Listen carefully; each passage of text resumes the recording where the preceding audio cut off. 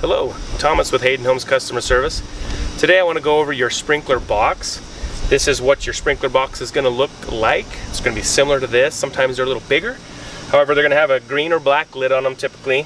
When you remove the lid, you're going to notice that there are three components in here that are homeowner maintenance items. You're going to have your main shutoff valve for maintenance to be able to turn your system on and off when cleaning your filter, your main sprinkler filter. And that filter is housed in this box as well. And then there is also a little cap that is a port to be able to blow your system out every fall. Those are three main components in here that you will need to use to maintain your system to make sure that it's clean and free of debris so it can run properly.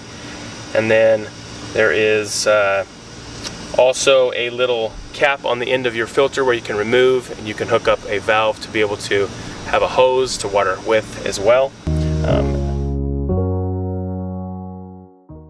The main shutoff valve for the entire system, which would shut off the water from the irrigation system or ditches or canals that it's coming from and stop it from coming into your system, or to open it and let it into your system.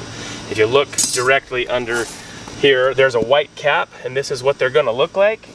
If you remove the caps, you're going to notice about 2 to 4 feet down there's a valve, and you're going to need a tool similar to this, which is about a 2 to 4 foot rod with a little set of teeth on it, which will place over the valve, and you can open and close it with that.